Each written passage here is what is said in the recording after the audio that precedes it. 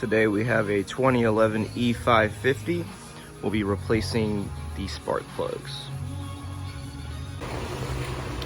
So to replace the spark plug, first thing you're going to do is remove all the covers and the air cleaner, air box, whatever. Pull this up, put it to the side, pull these back, like so, on both sides.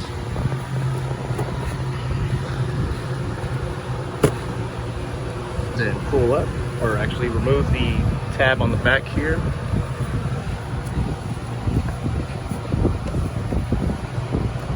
Well, you might be able just to pull it up, like so.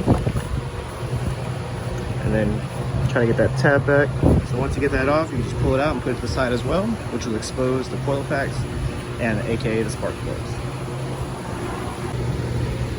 I also forgot to mention that you will have to pull this hose back from the air cleaner in order to pull it up. That's the last thing you do, just keep that in mind. It will come straight out, especially once you remove that clip or tab over there. So now as you can see, we have exposed the 8 coil packs, 4 on each side. Using a T30, we're going to remove these 2 torque screws here on all of them. And then from there, we will get the spark plugs out and replace them.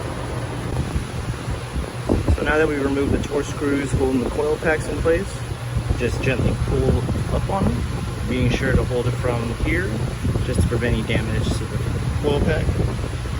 And then with a spark plug tool and the 5/8 we mentioned, we're going to go in and start removing the spark plugs. Alright, so we now have gotten the 4 spark plugs on the right side of the vehicle removed. I've left the coil packs installed, just kind of pushed them to the side. So we're going to go ahead and install our new ones in. Let's see. If these are iridium, then we don't have to space them, which I believe they are. Anyways, so when installing the spark plugs, we're going to just kind of hand tighten it in with our spark plug socket, and then torque it down to about 25 newton meters or 18 foot-pounds, somewhere in that range. So we'll go ahead and do that, and then we'll take care of the other side. Alright, also we finished replacing all of our spark plugs, went ahead and put the air box back on. Like I said earlier, be sure to notice this here, just slide it back in, like so. Flip it back up on the top.